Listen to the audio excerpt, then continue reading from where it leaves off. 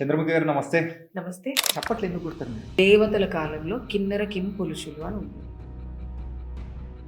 నా దృష్టిలో ఇది ఢమరుకనాదంతో సమానం. జనాలకి ఇది ఎట్లా అంటే, మీ లైఫ్లో ఎప్పుడైనా కానీ ఇలా మారినందుకు అరే నేను తప్పు చేశాను అని చెప్పేసి ఏ ఒక్క పాయింట్లో అయినా కానీ అనిపించిన సందర్భం ఏదైనా ఉందా? ఒకసారి ఎప్పుడైనా ఎవ్రీథింగ్ ఈజ్ ఓకే ఇన్ అల్లా, we are happy, but somewhere he feels that ఇప్పుడున్న వాళ్ళకు మాకున్నంతగా నాలుక పవర్ అనేది కూడా లేదు, ఇప్పుడున్న వాళ్ళు లేదు అని చెప్పేసి అని అన్నారు కదా. ఎందుకన్నారు? ఎందుకన్నాము అంటే, మేము సర్జరీ చేసుకునే ముందు ఒక పూజ చేస్తాం. పూజ చేసి ఇంట్లోంచి బయటికి వెళ్ళాము అంటే అది మాకు మా పెద్దవాళ్ళు చెప్పినటువంటి కల్చర్. ఇప్పుడు ఏం లేవు. జబర్దస్త్ అండ్ ఇలా డిఫరెంట్ కామెడీ షోస్ అందులో ఎక్కువగా మీ కమ్యూనిటీని కానీ సో కొంచెం డౌన్ చేస్తూ చూపించడాలు కానీ కొన్ని స్కిట్స్ కానీ అలా ఉండడం అన్ని చూస్తున్నప్పుడు మీకు ఏమనిపించింది? అవన్నీ చూసినప్పుడు చాలాసార్లు బాధ అనిపిస్తుంది. అట్లాంటి వాళ్ళు ఎవరైనా కనపడినప్పుడు అట్లాంటివి చేయకండి అని పర్సనల్గా ఫోన్ చేసి వార్నింగ్ ఇచ్చిన రోజులు ఉన్నాయి. చెప్పుతో కొడతా అని చెప్పి డైరెక్ట్గా చెప్పిన రోజులు కూడా ఉన్నాయి. ఎవరండి? యదవుల పేర్లు నేను చెప్పను. ఇంకొక చంద్రముఖి ఎమ్మెల్యేగా పోటీ చేశారు, ఆ తర్వాత మళ్ళీ లాస్ట్ ఎలక్షన్స్లో పోటీ చేయలేదు. గోషంవాల్ సైడ్ నుంచి వేరే దగ్గర నుంచి వాట్ హ్యాపెన్? ఏమైంది? మీరు అంటున్నారు నేను రాజకీయాలలో కనపడలేదు. బై ఎలక్షన్స్ జూబ్లీహిల్స్లో జరిగినప్పుడు వేరే రాష్ట్రాల్లో దొరకని మర్యాదలు మన తెలుగు రాష్ట్రాల్లో ఎందుకు మీ కమ్యూనిటీ తప్పు చేసేవాళ్ళు ఉన్నారు, కానీ మమ్మల్ని గౌరవించి మమ్మల్ని యాక్సెప్ట్ చేయడంలో మన స్టేటే ఉంది.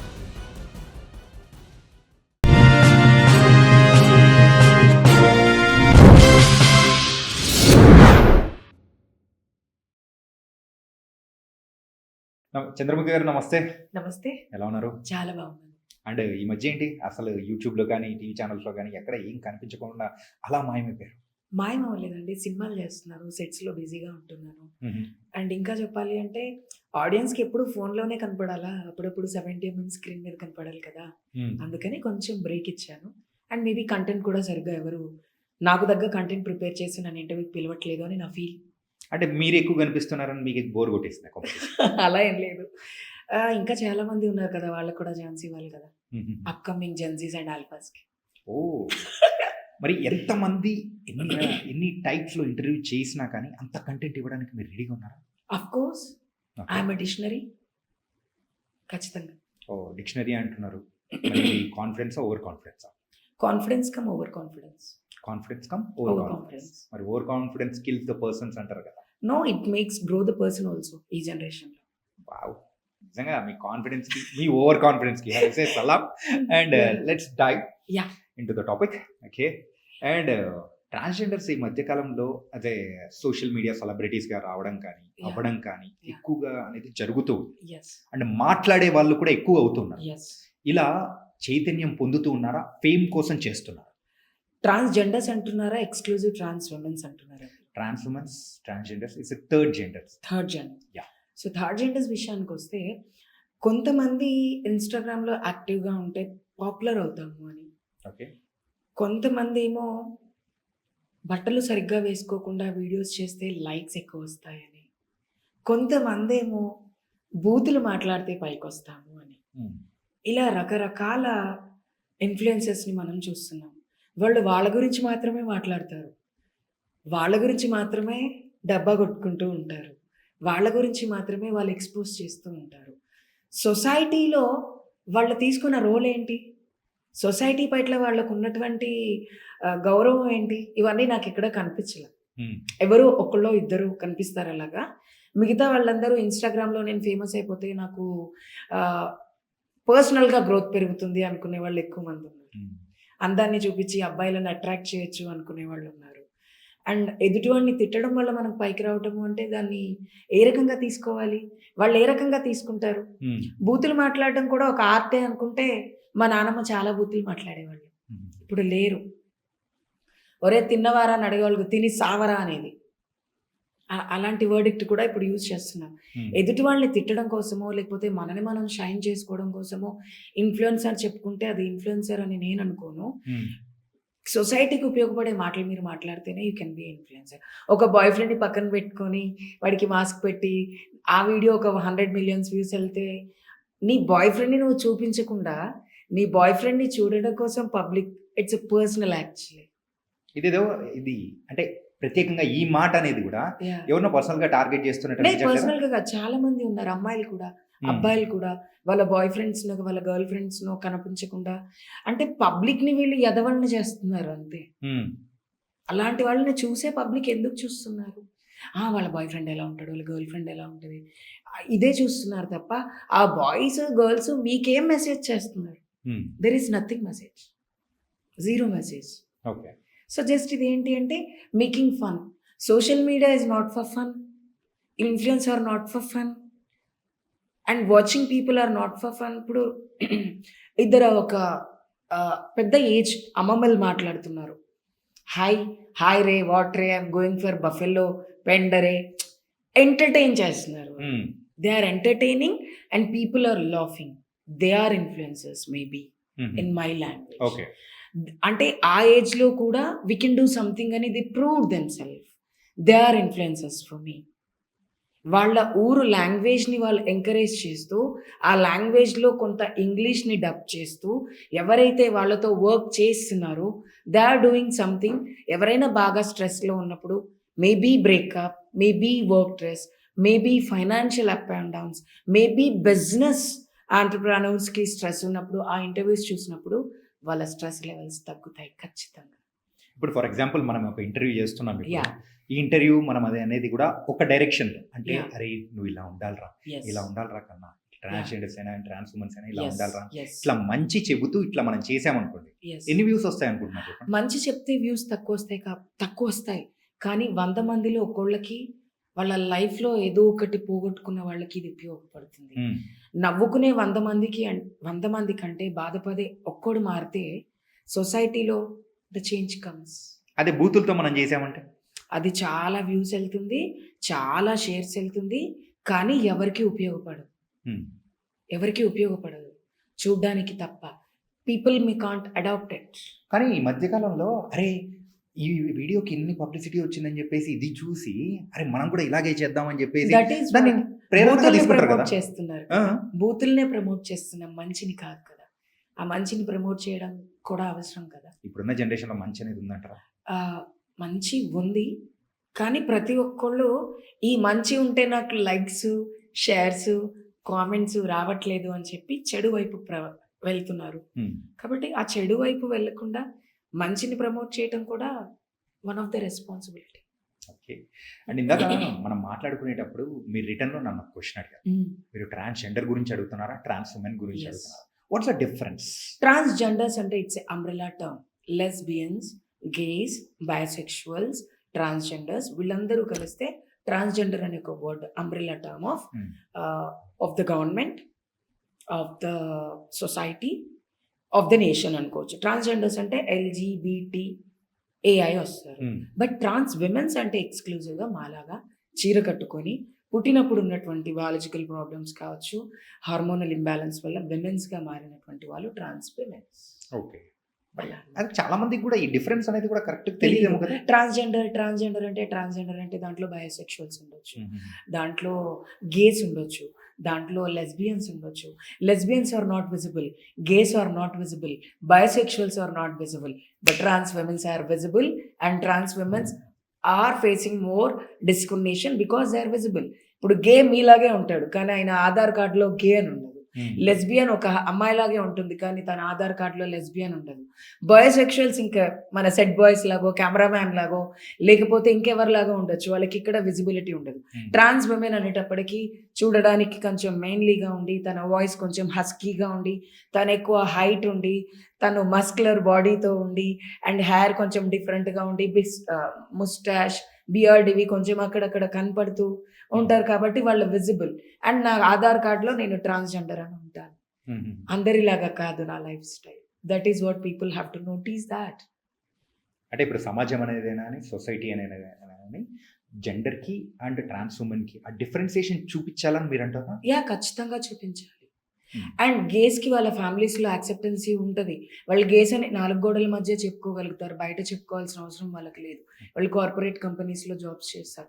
బయోసెక్షువల్స్ని అసలు గుర్తుపట్టలేము. తను వచ్చి నాకు అమ్మాయి అంటే ఇష్టం అండ్ అలాగే అబ్బాయి అంటే ఇష్టం, నేను ఎవరితోటైనా సెక్షువల్ ఇంటిమేషన్ చేయగలను అని చెప్పుకోగలుగుతాడు 4 గోడల మధ్య.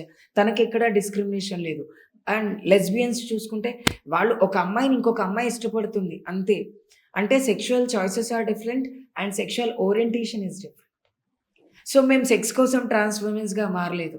మమ్మల్ని మేము ఆడపిల్లల్లాగా సొసైటీలో బ్రతకడం కోసం ఈ చీర కట్టుకున్నాం. బట్ దీనిని సొసైటీలో బ్రతుకు తెరువు కోసం we own the sex work or we own begging on the streets.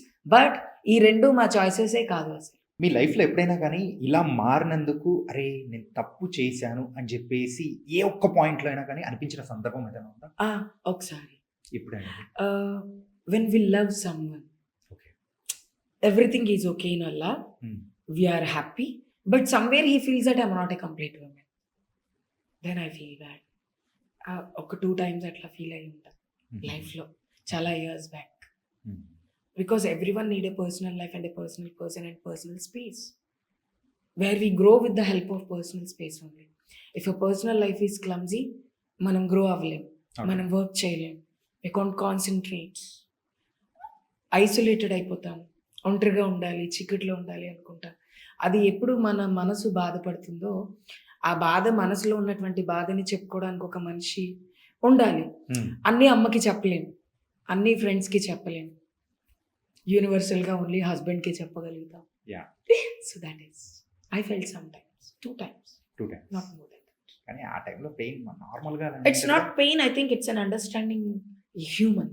Okay.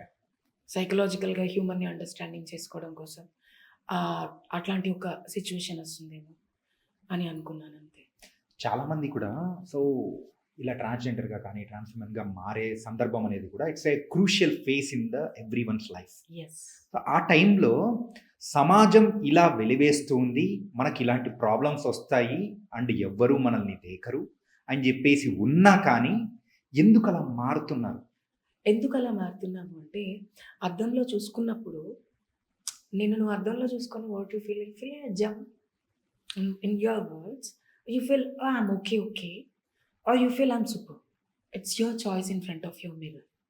నా అద్దం ముందు కూడా నేను కూర్చొని మాట్లాడేటప్పుడు నేను కంప్లీట్గా ఆడపిల్లలాగా ఉండాలి అనుకోవటం తప్పు కాదు కదా. కానీ సమాజం అందుకే అంటే నేను ఆడపిల్లగా మారలేకపోతే నా డిప్రెషన్ వల్ల నేను చనిపోతాను. I may get suicide, I may hang myself. అంటే నా బాడీలో ఉన్న హార్మోనల్ ఇంబ్యాలెన్స్ ఎవరికి ఎందుకు కనపడదు? నా టెస్టోస్టెరాన్ ఎంత ఉంది, నా ఎస్ట్రోజన్ ఎంత ఉంది, whom the hell knows about this all things? Only I know. సడన్గా స్వెట్ వచ్చేసి, సడన్గా నా బాడీ అంతా తడిచిపోయి, సడన్గా నేను డల్ అయిపోయి, మాట్లాడడానికి రాకుండా, గుండె బరువెక్కిపోయి, ఆకలి వేయకుండా, ఎట్లా మైండ్ అంతా డంప్ అయిపోయి ఒక మూలను కూర్చుంటాను నేను. ఆ సిచ్యువేషన్ ప్రతి ఒక్కరూ ఫేస్ చేస్తారు ట్రాన్స్ ఉమెన్స్. ఒక మగవాడిని చూస్తే భయం, ఆడవాళ్ళని చూస్తే ఇలాగే ఉండాలి అని ఒక ఎంతూజియాజం, దేవుడి దగ్గర కూర్చొని ఏడుస్తాం, అలా నడుచుకుంటూ వెళ్ళిపోతాం, మనం పలకరిస్తుంటే కూడా మన కళ్ళకి ఎవరు కనపడరు. ఒక blind walk we will do when we are humans.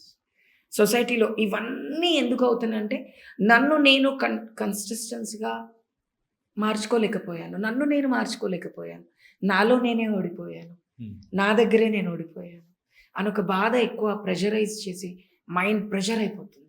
Pressure కుక్కర్లో పెట్టి ఒక 100 విజిల్స్ వస్తే ఎలా అవుతుంది, అలా అయిపోతాం. సో ఆ టైంని దాటి వచ్చి మేము ట్రాన్స్ ఉమెన్గా మారుతున్నాము అంటే that is what our willing power is. ఆ గుండె ఎంత గట్టిగా ఉండాలి. టాబ్లెట్స్ వేసుకుంటాము, డాక్టర్ దగ్గర, ఇప్పుడు చాలామంది డాక్టర్స్ దగ్గరికి వెళ్తున్నారు, కౌన్సిలింగ్స్ తీసుకుంటున్నారు, someone are there to talk, some social media interviews ఉన్నాయి, చూసి they are getting pampered, they are getting strength, they are getting counselling, ఇవన్నీ జరుగుతున్నాయి. బట్ నా కాలంలో అది కూడా లేదు. ఎప్పుడు మారారండి? 2009. Yes. So before life and after life ఎలా ఉంది దాన్ని, అంటే coming to the family wise కానీ? 2009లో when I started my journey as a trans woman, when I noticed in myself that నేను ఆడపిల్లలాగా ఉంటున్నాను అని అందరూ అంటాం కాదు, నేను ఉంటున్నాను కాబట్టి నన్ను అందరూ అంటారు. ఇది నన్ను ఎక్కువగా డిస్టర్బ్ చేయలేదు. Because what I am, people are noticing me, that's it. But after before change ఏంటి అంటే, ఎగ్జాంపుల్ చెప్తున్నాను, ఒక బెస్ట్ కర్రీ కుక్ చేయాలంటే వి నీడ్ ఎవ్రీథింగ్. కొంతమంది కరివేపాకు లేకుండా కూడా వంట చేయరు, అవునా? అలా ప్రతిదీ కావాలి, గ్యాస్ కావాలి, చికెన్ కావాలి, ఉప్పు కావాలి, కారం కావాలి. ఇవన్నిటిని మనం సమకూర్చుకున్న తర్వాత this should be A concentration to do the curry also. Chicken curry వండడానికి కూడా ఒక కాన్సన్ట్రేషన్ ఉండాలి. ఆ పొయ్యి దగ్గర నుంచి పక్కకి వెళ్ళాం, ఎందుకంటే కూర చెడిపోద్ది అని. లేకపోతే ఎవరైనా వచ్చినా కూడా ఒక 2 నిమిషాలు ఆగు, కూర పొయ్యి మీద ఉంది అని చెప్తారు. That is the situation to change. అంటే ఒక యజ్ఞం లాగా చేయాలి దీన్ని. ఇట్స్ నాట్ అరే సర్జరీ చేయించుకున్నాం ఎట్లా పడితే అట్లా బతికేద్దాం, నడవదు. 40 days ఎలా ఉండాలి, ఆ 40 days ఎవరు చూసుకుంటారు? చూసుకున్న తర్వాత what is my duty, what I have to do. Health complications రాకుండా ఉండాలి అంటే ఎలా ఉండాలి?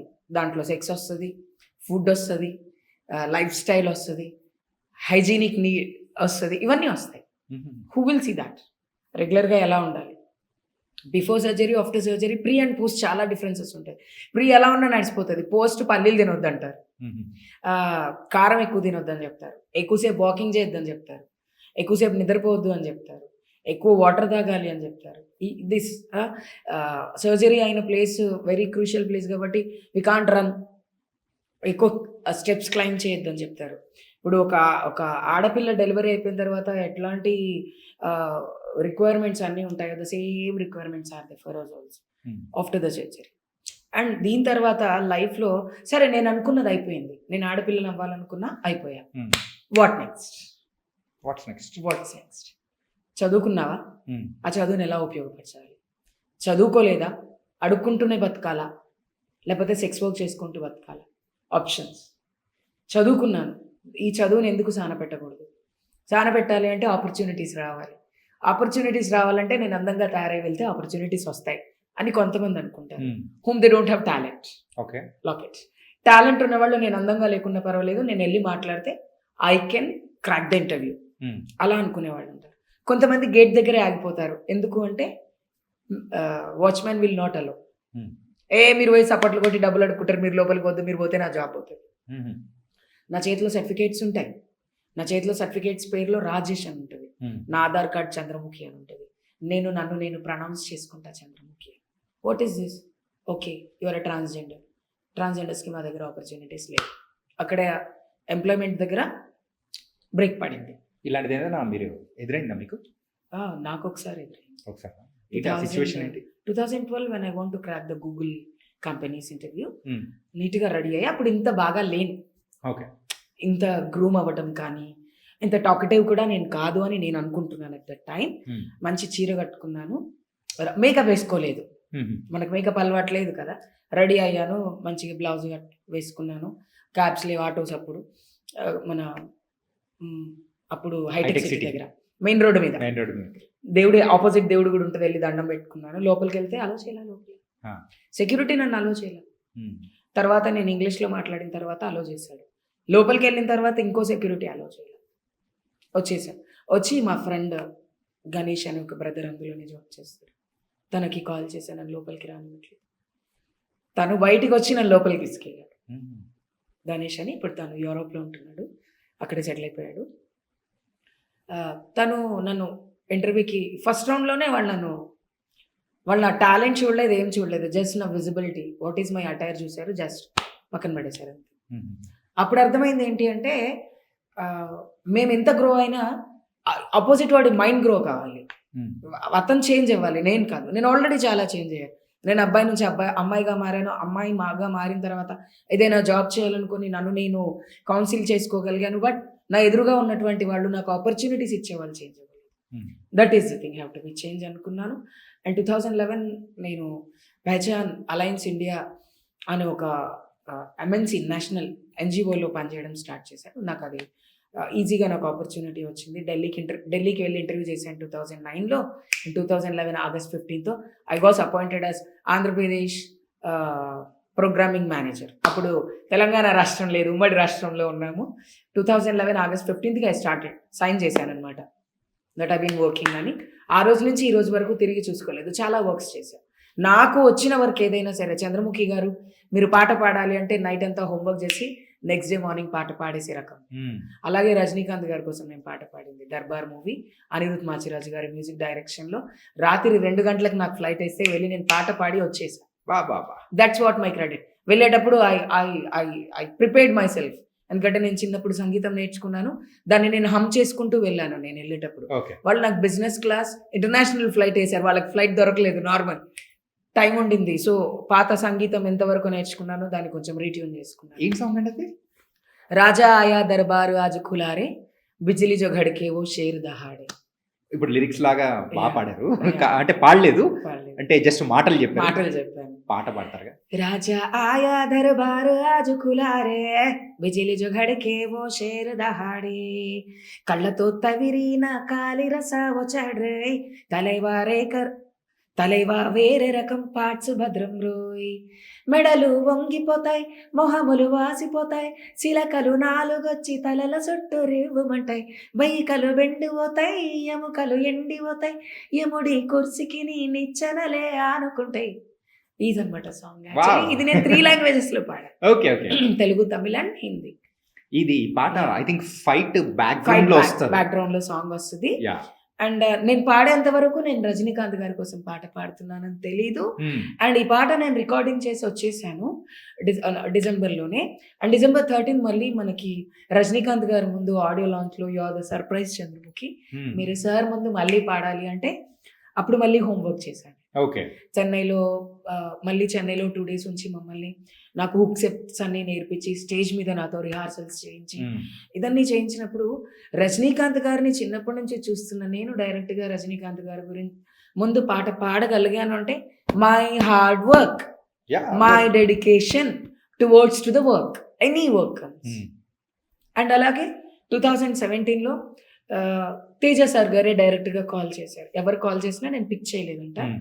నేను తేజ అని మాట్లాడుతూ, ఏ తేజ నువ్వు, నేను తేజ, అయితే ఎవరు అంటే అప్పుడు భయం ఉండేది మాకు, అడ్డమైన వాళ్ళు కాల్ చేసి మాట్లాడతారు. నువ్వు నేను తేజ డైరెక్ట్. సార్ నమస్తే సార్, చెప్పండి, ఒకసారి రామానాయుడు స్టూడియోకి రా, నీకు ఒక క్యారెక్టర్ ఉంది సినిమాలో అని చెప్పారు. చెప్తే సార్ స్టూడియో వాళ్ళు నన్ను లోపలికి రానివ్వరు అని చెప్పారు. నాకు ఎక్స్పీరియన్స్ కదా, ఎందుకు అంటే మాకున్న డిస్క్రిమినేషన్. సార్ సరే నేనే వచ్చి నేను తెచ్చుకుంటాను, నువ్వు రా అని చెప్పారు. అసిస్టెంట్ని పంపించారు, వెళ్ళాను. చంద్రముఖి నువ్వు యాక్టింగ్ చేయగలవా అన్నారు. సార్ నేను భరతనాట్యం డాన్సర్ని, మీకు ఏం కావాలి? నాకు మంచి ఎమోషనల్ సీన్స్ కావాలి అని అన్నారు. ఓకే సార్ చేసి పెడతాను. Okay shooting start next month నుంచి, డేట్స్ ఇచ్చేసి వెళ్ళు. రాజు అని మేనేజర్ గారు లేరు, ఈరోజు చనిపోయారు. మేనేజర్ రాజు గారు నీ డేట్స్ నీ కాస్ట్ అంతా చూసుకుంటారు. There is no audition. Lady getup వేసుకుని చాలా మంది వచ్చారు, బయట ఉన్నారు. సార్ ఆలోచన ఏంటి అంటే రియల్ ట్రాన్స్ఫర్మెన్స్ నే నేను తీసుకొని చేయాలి. ఆయన నన్ను యూట్యూబ్లోనే చూసారంట. చూసి చంద్రముఖి మన సినిమాలోనూ చేస్తున్నా అని చెప్పారు. చెప్పిన తర్వాత ఓకే సార్ ఏం చెప్తే ఎలా చేయాలి, have to do homework. 30 days work చేశారు. రానా గారు, కాజల్ గారు నా పక్కన, ఇంత పెద్ద పెద్ద స్టార్ క్రూ ఉన్నారు. దాంట్లో నేను ఎమ్మెల్యే. లింగ మార్పిడి చేయించుకున్న చంద్రముఖి అనే నా పేరుతోటే నేను సినిమా చేశాను. అది కూడా అలా నాకు ఆపర్చునిటీస్ వచ్చినప్పుడు నేను వాటి కోసం చాలా స్టాండ్ తీసుకొని చాలా హోంవర్క్ చేస్తాను. ఆపర్చునిటీస్ వస్తే అలా నేను చాలా సినిమాలు చేశాను. స్వాగ్, హసిద్ గోలీ గారిది, విష్ణు గారు లేడీ గెటప్ చేశారు. దాంట్లో ఒక డైలాగ్ ఉంటుంది, ఇంట గెలిచి రచ్చగెలవాలి. నేను ఇంట్లో చిన్నప్పుడే గెలిచాను కాబట్టి రచ్చగెలవగలిగాను. సో ఆ డైలాగ్ నన్ను చాలా ఇంపాక్ట్ చేసింది. ఆ సినిమాలో I'll be one of the teacher. ఫైనల్గా లాస్ట్కి వచ్చేటప్పటికి నేను టీచర్ ఆ సినిమాలో. So select the characters also. అలా క్యారెక్టర్స్ని సెలెక్ట్ చేసుకుంటా. కొన్ని డైలాగ్స్ మార్చేస్తా సినిమాలో నాకు నచ్చకపోతే డైరెక్టర్స్తో చెప్పి, సార్ ఈ డైలాగ్ వద్దు, ఈ డైలాగ్ నా కమ్యూనిటీని తక్కువ చేస్తుంది, ఈ డైలాగ్ వద్దు, మీ డైలాగ్ మార్చండి. అలా నేను చాలా సినిమాలు చేశాను.